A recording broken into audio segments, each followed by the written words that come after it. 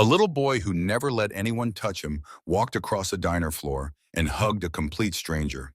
His billionaire father stood just feet away, but the hug wasn't for him. This isn't a story about money.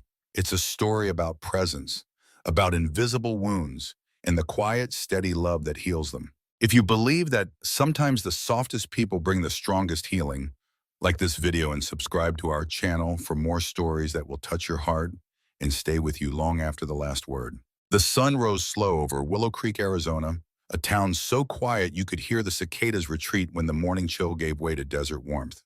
It was a Tuesday in early spring, the kind that crept in soft and cool, slipping between the cracks of an old screen door, the kind that whispered rather than knocked.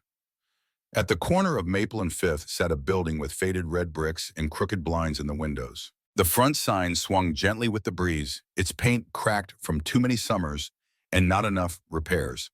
The words were barely legible now, Nora's Table, but everyone in town knew the place. They knew the smell of it, bacon, strong black coffee, and just a hint of lemon cleaner that never quite managed to erase the years in the walls. They knew the rhythm of it, Sally refilling mugs without asking, Greg flipping pancakes in the back while muttering at the radio, and Clara Whitman. She was the reason the place still felt like something sacred. Not because she owned it, she didn't. Not because she needed the bomb, she probably didn't. But because she moved through it like someone who remembered your grandmother's birthday, someone who looked at you just long enough for you to feel seen, even when you hadn't said a word. She wasn't flashy. 33 years old, always in her work apron, hair pulled back with the same faded green clip she'd had since nursing school. She was the kind of woman who left little kindnesses in her wake, an extra napkin without being asked, a cookie slipped to a tired child, a hand on the shoulder of a widow eating alone. She wasn't loud, but she stayed. That morning, Clara had arrived just after 6. She moved through the quiet kitchen like a familiar ghost, turning on the lights, setting out the syrup bottles, folding menus even though no one ever read them anymore. The breakfast rush had come and gone. Locals had filled their usual booths, Old Man Hawthorne with his crossword and black coffee, the Rodriguez twins bickering over hash browns, and Officer Tucker, who never left without a slice of peach pie wrapped in foil for the road. By 9:10 a.m., the diner had settled into its usual hum. That's when the bell above the front door jingled. Clara looked up from behind the counter, mid-pour on a mug of decaf, and everything slowed, because the man who walked through the door didn't belong. Not in the way tourists didn't belong. Tourists came with cameras and sun hats and that wide-eyed wonder only people from cities brought into small towns. This man belonged to another kind of world. He was tall, impossibly tall in this cramped space. His dress shirt, though sleeves were rolled just enough to feign relaxation, was pressed so sharp it looked starched by hand. His slacks didn't wrinkle when he sat. His shoes, black, polished, expensive, clicked too cleanly against the tiled floor. But it wasn't just what he wore. It was how he held himself. Straight, distant, like someone used to being listened to before he spoke. And following behind him, hesitating just past the threshold, was a small boy, no more than 6, maybe younger, pale as porcelain, thin arms crossed tight across his chest, hair the color of sunlight, tangled and uncombed. He moved with the caution of someone expecting the world to break beneath his feet. The man guided the boy gently toward the booth by the front window, the one with the best light and a view of the empty lot across the street. That booth was usually where Sheriff Kelly sat with his crossword. But not today. Today, it belonged to strangers. Clara watched the man slide into the seat, posture perfect. The boy crawled onto the opposite bench like a bird perching on a wire. The child didn't look up, didn't glance at the menu, didn't speak. His fingers twitched near the edge of the table as if deciding whether to flee or hide. Clara had seen that look before. Not just once, not in the mirror, but in hospitals, in children's wings, in waiting rooms where mothers cried and doctors used words that sounded like math equations. And she felt something stir in her chest.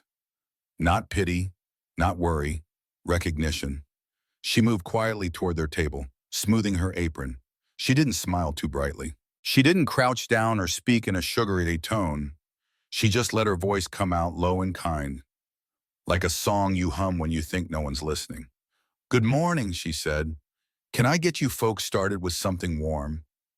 The man looked up, eyes sharp, gray, weary. He nodded once. "Coffee," he said. His voice was rough, like he hadn't used it much lately. "And a blueberry muffin." For him. Clara looked to the boy. He didn't move, didn't blink. "Would you like some warm milk, sweetheart?" she asked, eyes on him. Not pushing, just offering. The boy didn't respond, but for the briefest moment, his eyes flicked up. Just a second, then back down. But she saw it, and that 1 second was enough. The muffin arrived warm, golden, and untouched. Clara placed it gently in front of the boy, along with a small glass of warm milk that she hadn't been asked to bring. She didn't wait for thanks. She simply nodded once, soft and slow, and turned back to the counter without comment. Behind her, the diner resumed its quiet rhythm, but she kept an eye on the boy, just enough to notice that his hands never left his lap. His eyes never wandered. Every time a chair scraped or a fork clattered, his body jumped, recoiling like a leaf in the wind. He wasn't just shy, he was scared of everything. And the man across from him, clearly his father, sat still as stone, watching the boy with something between helplessness and heartbreak. Clara moved on autopilot. She refilled coffee, cleared plates, smiled at regulars. But something inside her had shifted. She didn't know their names, didn't know their story. But she knew what it looked like when a child lived inside a world that didn't feel safe. She'd once held a nephew through a seizure. She'd once carried a toddler out of a burning house while volunteering with the volunteer fire team. And years ago, back in her first clinical rotation as a pediatric nurse, she'd spent 5 straight days trying to coax a single word from a 6-year-old who hadn't spoken since his mother died. Sometimes children don't need answers. Sometimes they just need a quiet place to exist. That's why when the plate dropped, Clara was already watching. It wasn't even loud, really. A waitress in the kitchen, Jamie still knew, had fumbled a dish as she stacked it beside the sink. It hit tile. Ceramic shattered across the linoleum with a sharp crack. Instantly, the boy jerked. He didn't scream. He didn't cry. But his whole body tensed, legs snapping up to the booth seat, arms curling around his ears. His head ducked low. He began to rock. And his breath, what little there was of it, turned shallow and fast. The diner went still. Even the griddle sizzled quieter as if it understood. The man, his father, leaned forward, his voice a hoarse whisper. "Ben," he said, eyes wide. "Ben, it's okay. It's just a plate. You're safe." But the boy didn't hear him. Or if he did, the words weren't enough. Clara was already moving. Not rushing, not panicked, just certain. She stepped from behind the counter, walked slowly across the tiled floor, and lowered herself, knees to tile, a few feet from the booth. She didn't speak. She didn't reach. She just opened her arms, wide, calm, palms up. A silent invitation, nothing more. The boy, Ben, peeked through his hands. His breathing hitched again. His small frame trembled. And then, against every expectation, without a word, he slid off the booth seat and walked straight into Clara's arms.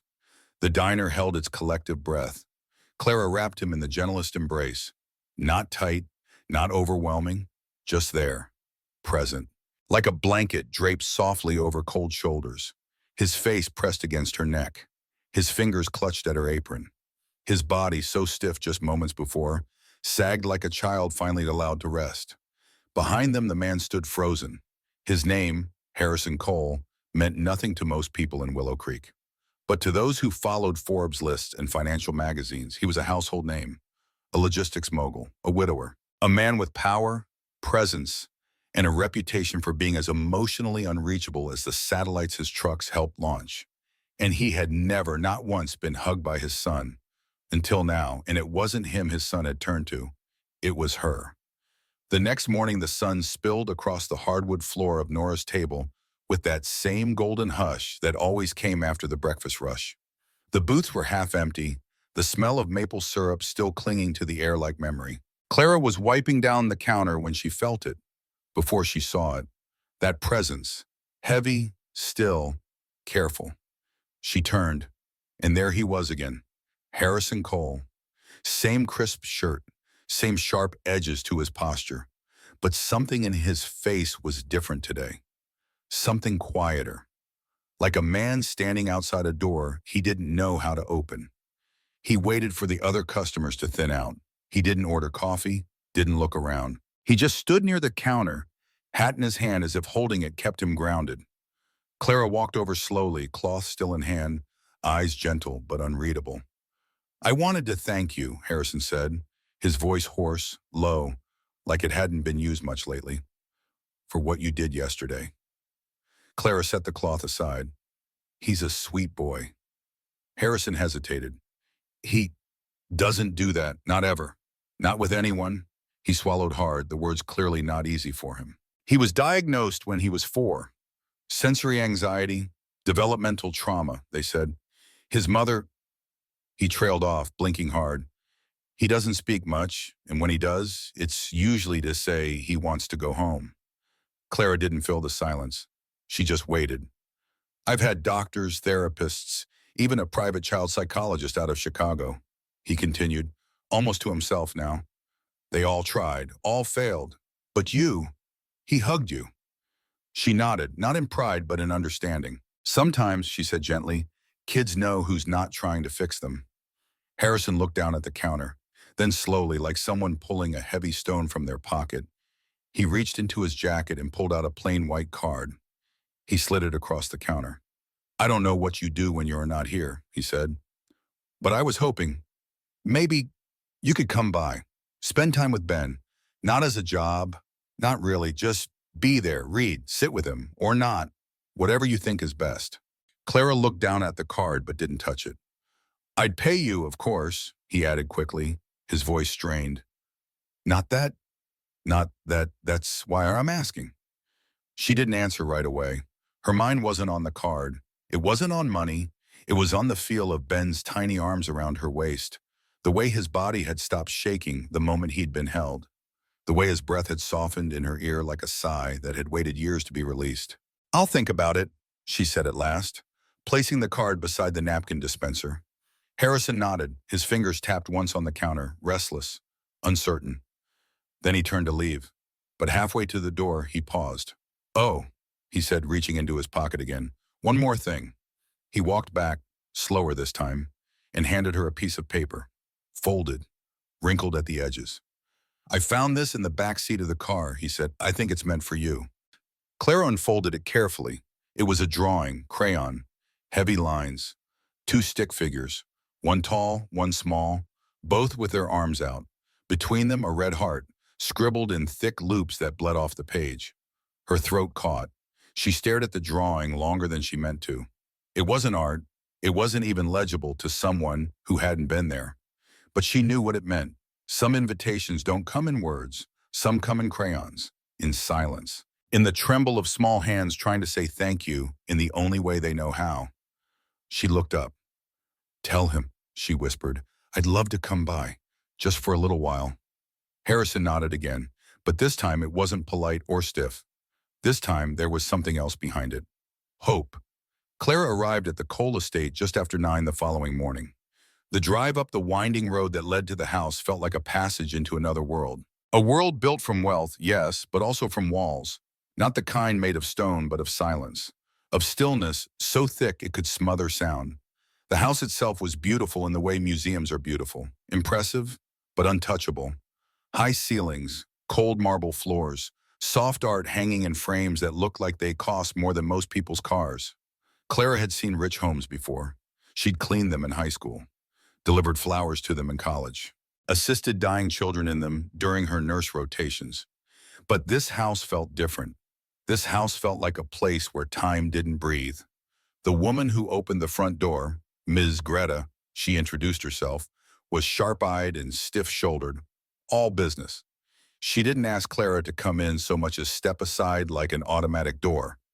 "He's in the sunroom," she said, her voice clipped. "End of the hall, second left."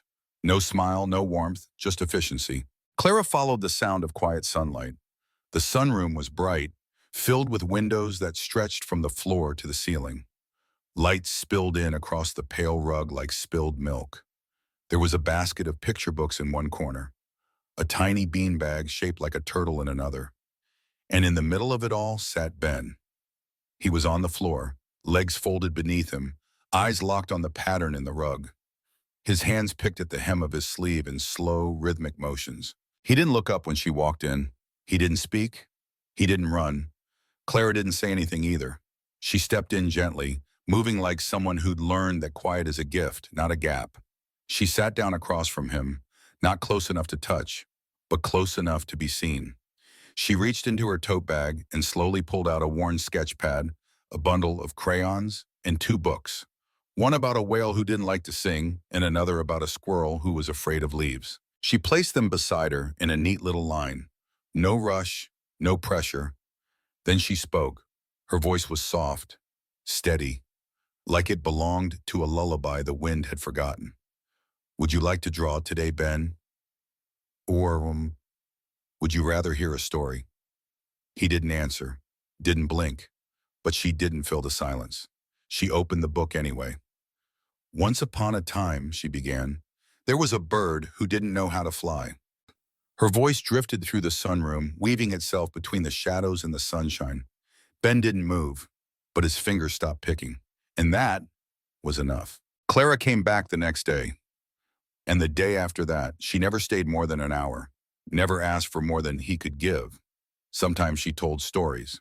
Sometimes she drew lopsided lions and wobbly trees and cats that looked more like potatoes. Sometimes she said nothing at all. But she always asked the same question when she sat down. Draw, or story? Most days Ben didn't answer. But one Thursday morning, as she opened her sketch pad and picked up a crayon, Ben reached out and gently tugged the corner of the page toward himself. He didn't say a word. He just began to draw. A sun. Big. Crooked. Yellow like a scream that didn't hurt. Clara didn't smile. Didn't praise. She just picked up a green crayon and added a hill beneath it. Together in silence, they filled the page. It began with a sound. Not a word. Not a sentence. Just a hum. Barely there. Floating on the air like steam from a morning cup of tea.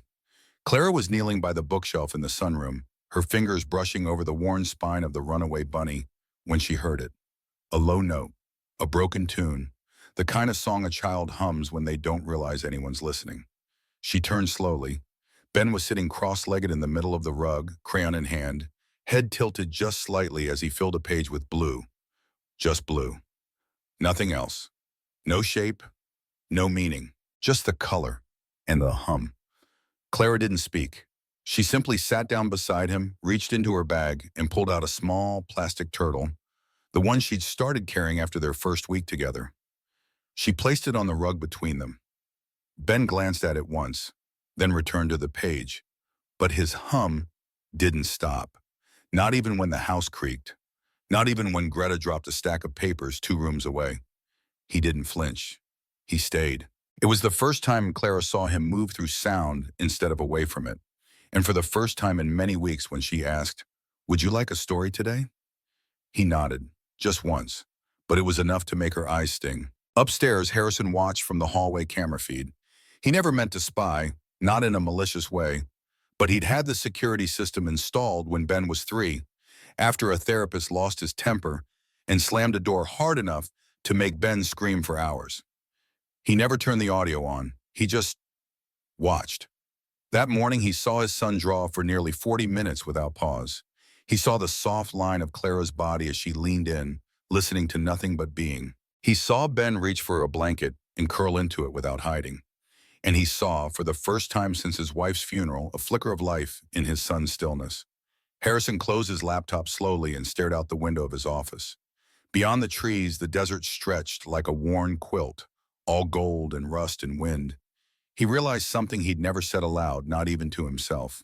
He didn't know how to love Ben. He had tried everything: resources, therapy, expensive schools, weighted blankets, soundproof rooms, specialized diets, occupational trainers.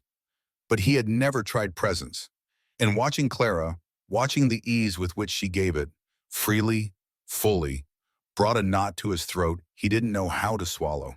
A week later, something small happened again. Clara had just started telling a story about a bear who was afraid of the dark when Ben placed a crayon in her lap.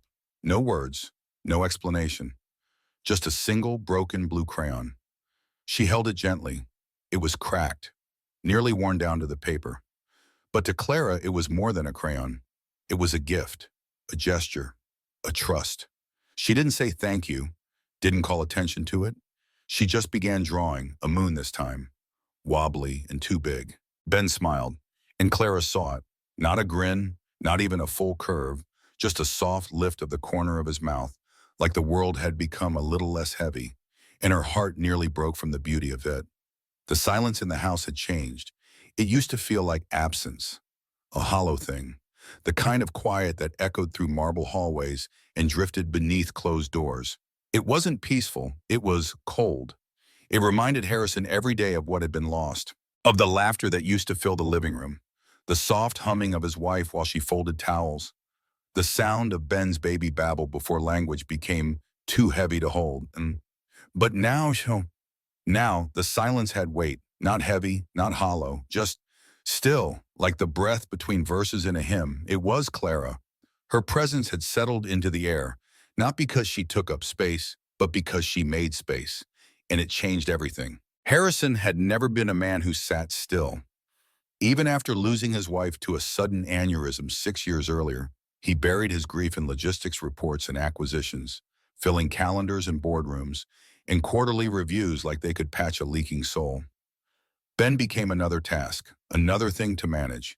He didn't mean to, he just didn't know any other way. But now he found himself lingering outside the sunroom door, at the top of the stairs, even in the kitchen, where Clara sometimes stood refilling Ben's cup with quiet hands and a patient smile. He watched, he listened, and slowly the walls inside him began to soften too. One evening, well after Clara had gone and Ben had been tucked into bed, Harrison passed his son's room and paused. He heard something, not crying, not panic, just murmurs, small, broken sounds. He opened the door gently.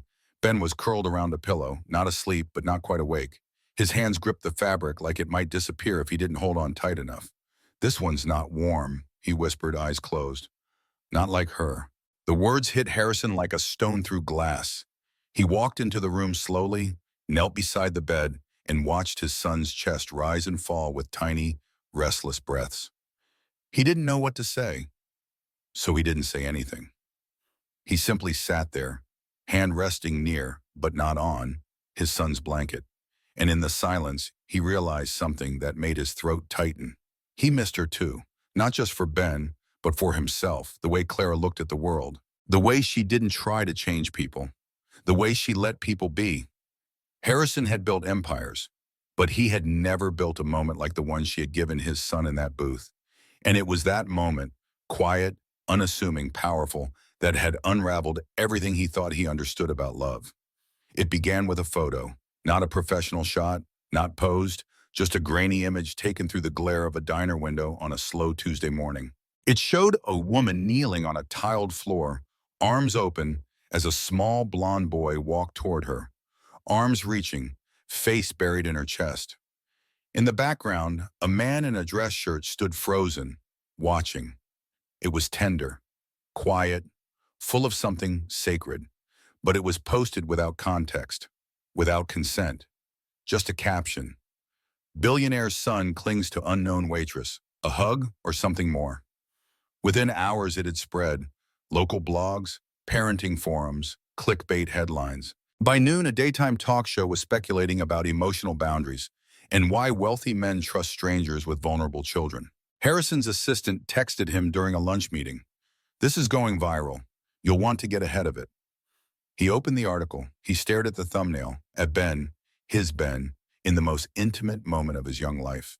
And Clara, soft, still, unguarded, wrapped around him like home. It should have filled him with warmth. Instead, he felt panic. The world had seen them, had claimed that moment. He wasn't thinking clearly when he called legal. Wasn't calm when he instructed PR to draft a response. Wasn't rational when he told security to investigate the leak. But worst of all, he didn't call Clara. He didn't ask. He assumed. By sunset, he had told Greta to inform Clara that the arrangement was over. No further visits, no contact, no explanation needed. Just silence. Clara got the message during a quiet lull between tables. She didn't cry. She didn't call back. She walked to the back room of Nora's table, sat down on the storage bench, and reached into her tote. There, folded between pages of her sketchbook, was Ben's drawing. Two stick figures, a red heart between them. A moment captured not by camera, but by trust. She stared at it for a long time, not because she was angry, but because she was hurt. Not by the end, but by the fact that when Harrison had needed to choose between trust and fear, he hadn't chosen her. The next morning, the sun rose behind a thin veil of clouds. It wasn't gray, not quite, just muted, like the world had turned its volume down for a while. Clara's shift at the diner passed in a blur. She poured coffee, took orders, smiled at the regulars. But something in her had gone quiet. Not numb, not cold, just still. After work, she walked home, changed into her soft blue sweater, the one she wore on Sundays, and sat at her kitchen table with a piece of plain, unlined paper. She folded it in half, then in half again. No greeting, no signature, just 10 simple words in her steady, looping handwriting. Not everyone needs words. Sometimes presence is enough. She slipped the note into a small envelope, no perfume, no address, just a seal pressed firm by fingertips that no longer trembled. And then she walked. The Cole estate was quiet. As always, the gate was closed, its iron bars catching the light of the late afternoon sun. Clara didn't ring the buzzer. She didn't call out. She simply placed the envelope inside the mailbox gently, like it was something fragile, something living. Then she stepped back, and she stood there a moment longer than she meant to, eyes on the path, hands folded in front of her apron. Not hoping for anything, just remembering. The way Ben's fingers had trembled that first day, the way he had rested his head on her shoulder weeks later. The weight of that crayon drawing in her tote bag, the way Harrison had stood frozen in the diner that morning, like he'd seen a miracle and didn't know how to hold it. She turned and walked away.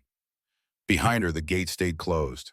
Ahead of her, the wind lifted the hem of her sweater. And above her, the sky stretched wide and open, just beginning to turn that deep desert gold that only lasts for a few short minutes before twilight settles in.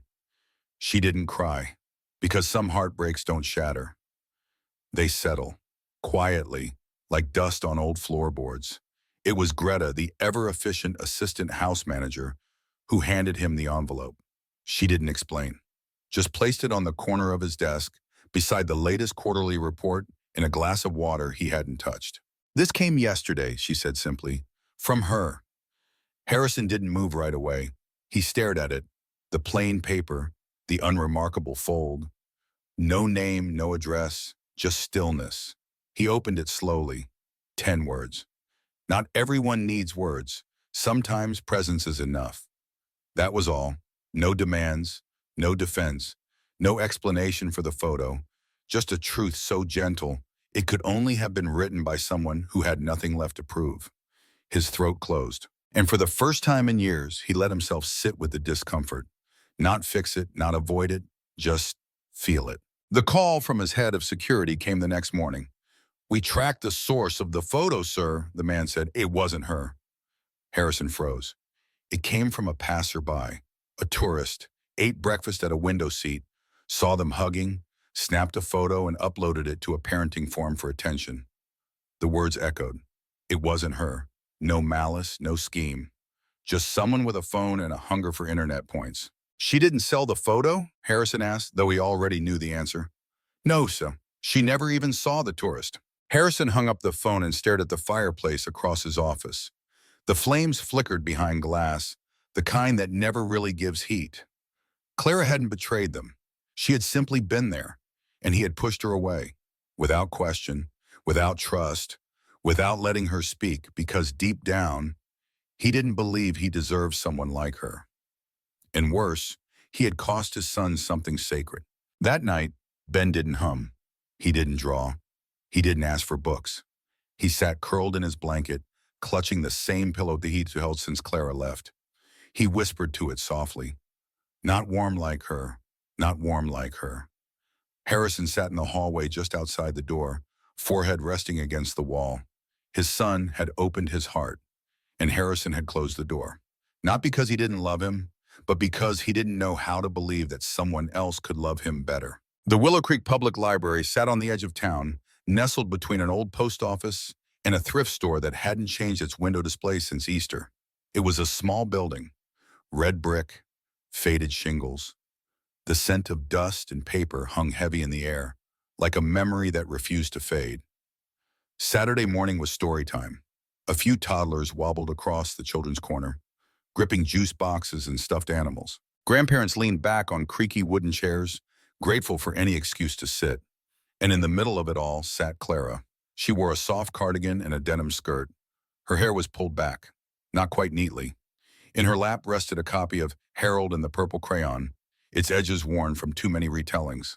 Her voice, low and calm, carried across the room like a lullaby, soft and certain. She didn't see him at first. Harrison stood just inside the door to the children's section, hands in his pockets, heart in his throat. He watched the way her lips moved, the way the children leaned closer when she turned the page, the way her eyes lit up, not dramatically, not for show, but gently, like each word she read carried something sacred. She looked at peace, and for a moment he didn't dare disturb it. When the story ended and the children scrambled toward the juice table, Clara began to gather her books. That's when she saw him, and her hands stilled.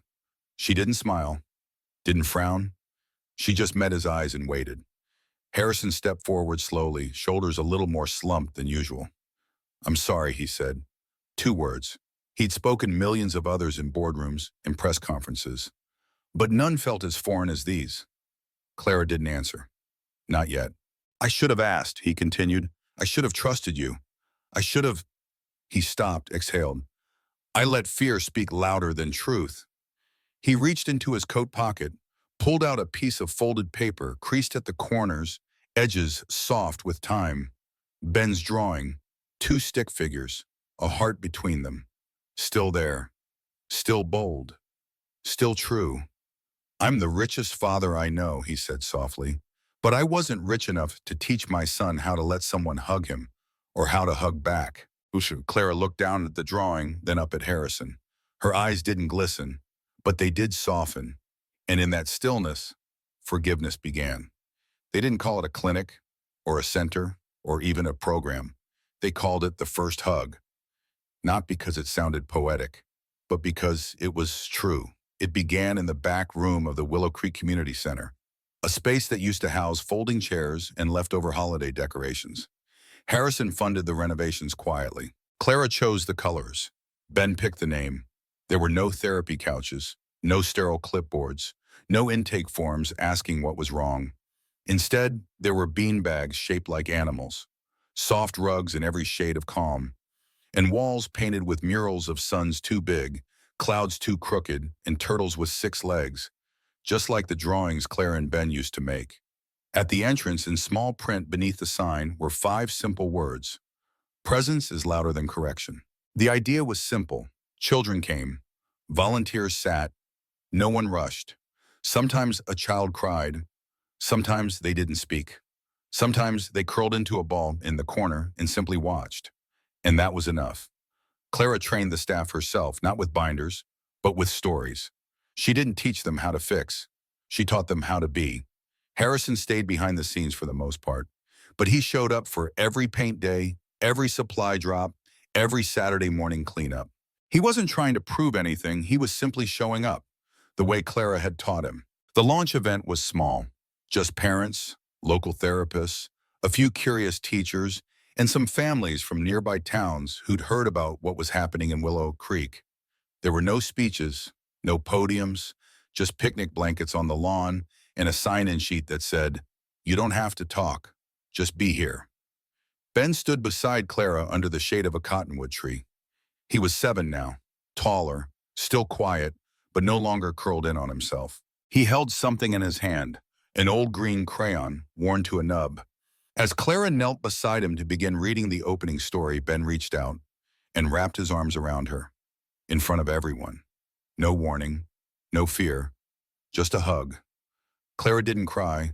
She just held him, softly, fully. And when he pulled back, Ben turned and looked for his father. Harrison was standing a few feet away, hands folded, eyes wide. Ben took a step toward him, then another. And then, arms raised, palms open, he offered the hug, the one Harrison thought he'd never receive, the one he'd spent years imagining and months fearing he had lost. He knelt, and his son ran into his arms. The lawn grew quiet. Then someone whispered, "That's the boy from the photo." And someone else said, "That's not just a hug, that's a miracle."